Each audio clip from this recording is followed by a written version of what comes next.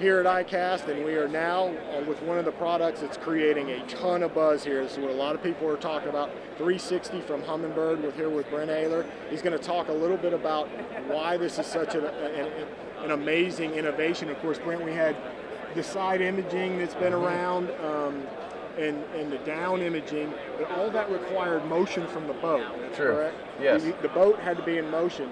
This, with the new 360 in the bow, we now have the ability to sit still and still use imaging, and that's huge.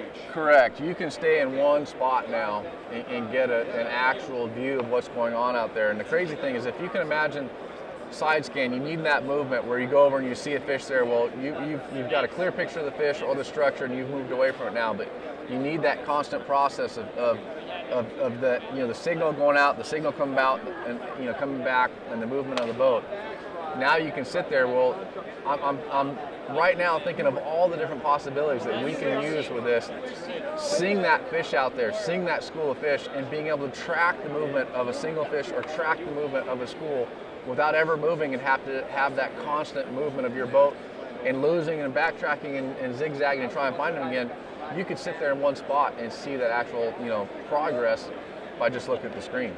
And if you're looking forward, another great advantage is, like, you could put half of it as your mapping and half of it as your, and you can actually see where you're mapping, like a ledge might go, and you can actually see on the 360 where that ledge goes. You could, a lot of times when we'll be up on the front and you're fishing a ledge, you're constantly kind of swinging that boat back and forth, and you're trying to figure out where you need to make that cast.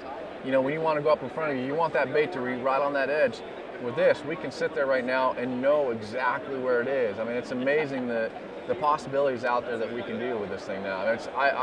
I'm kind of speechless about what's going on here. I can't imagine what we're going to use with this thing. I mean, it's making us more efficient on the water. This is what the screen would look like right here with the full 360, and it's just kind of a quick demo you were showing me a minute ago, because so much of this we're looking forward. What's Correct. Behind you really doesn't matter. You can actually narrow this down and just look forward. You can, and I'm going to give one example that kind of really excites me is if you can imagine a bedfish. Let's say the water's dark, the water's stained, let's say that it's cloudy, it's rainy, and you're sight fishing. Well, you can't really see that bed, you can't really see where it is.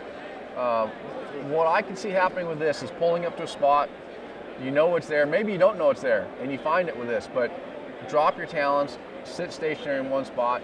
I can adjust the screen to where instead of doing 360, I can adjust it so it's just the front. So if I take this and go down to isolate my sweep area, now I have an actual sliver of right in front of me. Well, I can adjust the size of that and make that bigger. And the piece of the pie gets bigger. The piece of the pie is bigger, correct. As you're looking forward. Correct. So let me scroll it over so it's the front. Get it in front. Now if I adjust that size and make it bigger, I can adjust that pie. So now if I want to look right in front of me, let's say I know that bed's there, or maybe I see the bed up there, I can talon down. I know it's in this range. He's going to be right there. I hit the check mark. Now I have my view of directly in front of me, so I can sit there and track that. Now, it could be a school of fish. It could be something out there. If I'm fishing a ledge at Kentucky Lake or Tennessee River somewhere, I can adjust that to where maybe I want to only put it off on the side of the boat, to where I want to make a 3/4 cast off on the side. I can adjust that beam and I can watch those fish move around. If there's a bedfish there, I'll be able to see the bed and I'll be able to see that fish sitting on the bed, and I can sit there and make a cast to it and watch them swim off. I can reel in, wait for them to swim right back, and make a cast when he gets back on there again. It's kind of crazy what we can do with this now.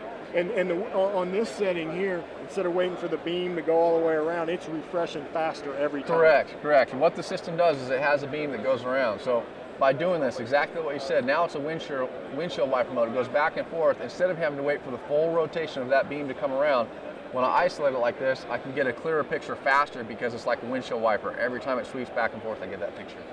Sounds good. We've seen what the display looks like. Let's take a look at the hardware here and how it sets up on your trolling. Perfect. Yeah, let's take a look at it. Brent, we talked a little bit about the display of the 360. Now, here's the actual hardware, the bow, what they call the bow mount 360. Yep. It goes right here on the trolling motor. As I understand it, this there's an element in here that spins. That's the whole key to 360. That's the process of us in the past idling and getting that constant image out to the side. It is now doing it inside that unit. It's spinning. It's almost like a radar, like you see in the movies with a submarine, and the radar is spinning. You know, or we still use the radar for checking. You know, in salt water. You know, when it's dark, you're looking for those boats out there that you can't see at night. It has that constant spinning around. It's doing that for us now inside that head. So we don't have to be moving. It's doing it for us. And it looks like this is the regular Minn Kota trolling motor. This whole accessory, the 360 arm here, clamps onto the trolling motor. Correct. Yeah, this whole thing clamps on, so you can remove it. And I'm looking at the possibilities of this, and I'm wondering why I'd ever take it off. But you do have the ability to take this unit off. You have an Ethernet cable and a power cable. So the power cable has an attachment to where if you run that power in your power hub, and like in the front of my Ranger, I have the power hub. I hook up the power there, I run a cord out, and from there I have a plug. So now I have two plugs to take this off. I have the one in the back of the unit, and I have the power plug, and that's it. It's two plugs, a clamp. I can have this thing on and off in 30 seconds. And that's the, you know, if you're running across rough water, they've tested this thing. They held up to a 30 G force or something. I can't remember what it was, but I don't think we're going to even need to take it off. But you have the ability to do that. You know, the design is so important. I think we're going to want to leave it on day in and day out, whether it's deep water or shallow water or anything. But you have the ability to do that. You know, a few of the specifics here. This unit, everything's coming off of this unit right here. So that thing's spinning around. You're going to have a little bit of distortion in the back of the screen, but as we talked about before, you're really more worried about what's to the sides and what's in front of you. And so the little bit of the distortion in the back, which is going to be from the prop wash, which is natural. The prop wash from the motor is going to distort that image a little bit. In the back behind. In the back, yeah. But we're more concerned about what's in, you know, the sides and in front of us, and that's what we're going to see on this. Is the unit mounts right here. We're going to see everything from the side and in front, and we can isolate that image. We can isolate it off to the side. We can isolate it out in front, like we did, and have that windshield wiper view instead of the 360 view where it takes time for that, you know, actual beam to rotate around. Now we can just isolate into one area and get a faster picture. Also, just for clarification, this is a 360 only transducer, just so people won't think that there's also a 2D trying to go through the Correct. You're not going to see anything directly below you because this thing is designed to shoot from the base of that out. Your 2D signal comes from a different... The 2D signal comes from the 2D sonar from the base of the trolling motor or the universal mount. Okay. It comes from that. This is purely a 360 that's going to shoot. If you can imagine at the bottom of that transducer, it's not going to shoot down, it's going to shoot out and around. So you're really not losing anything down below because that's where your 2D is coming from. So there's going to be zero distortion, anything below this unit because it's shooting out from there and not down.